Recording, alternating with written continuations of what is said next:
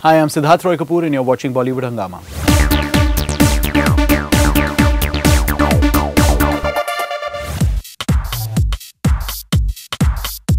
Another movie, Fitoor, has been delayed, and all sorts of Rekha just opting out of it. Tabu is coming into the picture now. So what is the latest on Fitoor? It hasn't been delayed at all. Okay. This year is pretty crowded in terms of the releases, and we decided to release it next Feb, and that was always the call. So there's no delay in that. Right. Whatever changes we've had in the casting of the film have not really upset the schedule at all. So we've had a set standing at Mehboob, and that set was used throughout the schedule that it was intended for. So really on Fitoor, I'm pretty confident that we're going to be able to meet our Feb release date. There's a few days of shooting left. Whatever I've seen so far is spectacular. Right. So very excited about it. In fact, I asked Tabu about it, and she was like that, please don't ask me about that Rekha thing and all these things. And they were So also I'm going to say rumors- exactly what she's told you. Okay.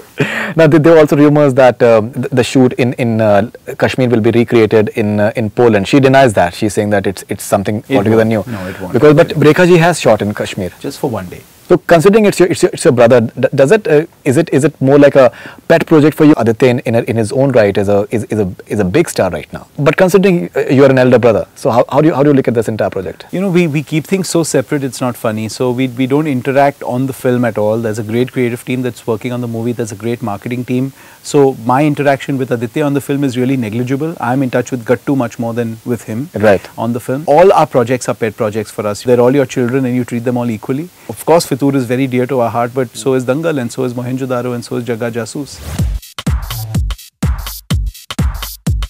If anyone has to ask you what are the advantages that UTV has compared to any other studio, so what will you tell them? You know, I don't want to do comparisons at all, but what I will tell you is what I think we do really well is we've got a really great team in place. It's a really, really strong team that's been built over the years, that's been through many experiences, many successes, thankfully fewer failures, and has been able to learn from those.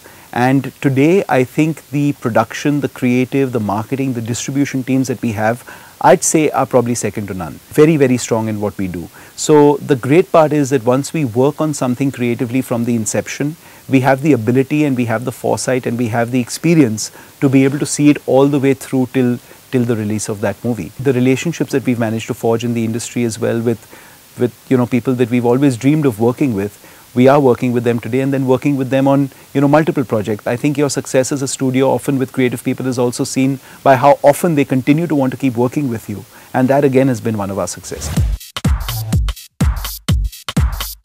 How do you look at digital avenues like Hotstar and Eros Now? And in fact, Eros has been putting up their movies on their digital platform before it is coming on the satellite thing. It's interesting. It's really important to look at the monetizing ability of this, because what one can do is get really enamored by new platforms and put a lot of content out there which the consumer is accessing for free. I think there is a danger to that, because then you're training the consumer to not pay for content, legitimately. But advertising is involved in that. There is advertising involved, but again, what you're doing is effectively you're subsidizing viewership. You're being able to raise money from other fronts, and that's great, and you should continue to do that. Ji. But you're devaluing the content in the eyes of the consumers being something that they don't really feel they need to pay for. Then to finally get them to start paying for it is going to be pretty difficult. So I'd say that one should be careful about the payment mechanism and ensuring that consumers are paying for content that they're watching online. Tamasha, Ranbir Kapoor, Deepika Padukone, Imtiaz Ali, A.R. Rahman. I think it's like as big as it gets. And before the entire Dilwale and Bajirao Mastani thing happens on 18 December, you're having like a clean run from November 27th onwards. Tamasha. So Tamasha, again, I mean, as you said, it really is a dream number of creative energies coming together, from Imtiaz to Rahman to Ranbir to Deepika, and of course Sajid and us have had a really successful run together so far. Sure. But we've often seen with movies that you can put all the right ingredients together, but finally the movie has to work. What I'm happy to say is that whatever I've seen of the movie so far, the movie works big time. There's some beautiful music. You'll see Ranbir and Deepika like you haven't seen them together before. Sure. And we're very excited about the release. Any movie that has impressed you the most this year? I'd say Tanu Weds Manu was great. Piku was really good. I enjoyed Badlapur as well.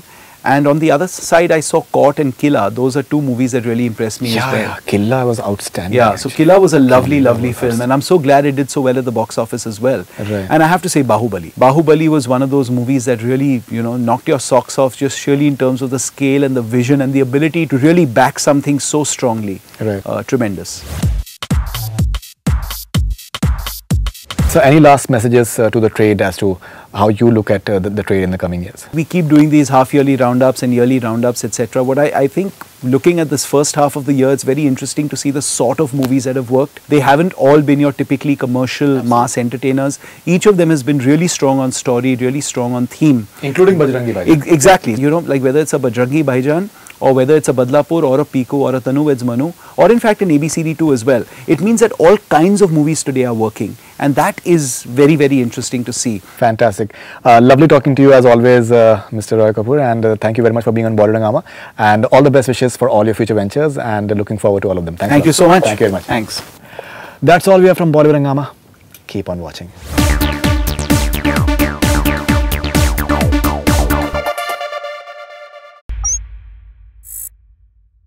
Hi, this is Faridoon Shahryar. For the most interesting celebrity interviews, do subscribe to Bollywood Hungama.